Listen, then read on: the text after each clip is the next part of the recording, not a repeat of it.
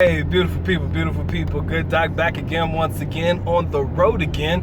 But definitely wanted to take time to give you guys some potentially good news about the Philippines for those that aren't really in the know right now.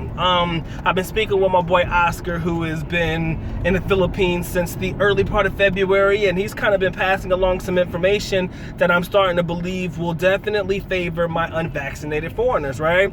So the other day, my man was talking about going to the malls and things like that, and how they really aren't pressed so much about the vaccination cards like they once were, right? It seems as though the energy or the emphasis and the pressure to have a vaccination card when you go into buildings is starting to level out and minimize. And I mean, this is not just at one particular mall, this is at multiple malls, right? It seems like the requirement so far is just that you guys need to continue wearing your mask. And I kind of feel like, well, if that's the only thing that they're actually harping on or continuing to pressure foreigners into doing, you know, fuck. I mean, I think that's something that we can all be able to accomplish. Hell, we've been doing it here in the United States and probably in other countries for quite a long time right now. So for me, guys, I kind of feel like that energy is starting to shift, and you're starting to see a gradual change happening in the Philippines, right? One that favors vaccinated and unvaccinated foreigners,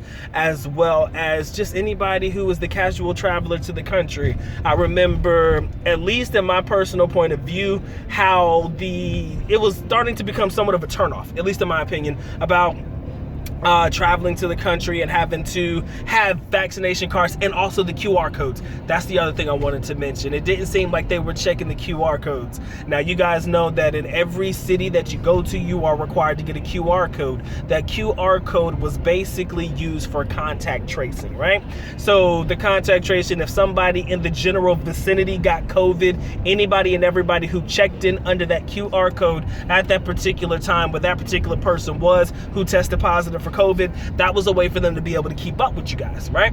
And I think that's just a basic explanation about what the QR code was about. But I felt as though it was a great mechanism or a great piece of technology to use, but it was a daunting task to literally have to take your phone out every single time you wanted to go into any establishment, not just probably going into the mall, going into different stores, maybe going into your Starbucks vaccination card. Do you have it? Do you have your QR code? Do you have it? Heaven forbid you forget it. Then you got to walk all the way back to where you were staying, or you just weren't allowed to go into certain establishments, right?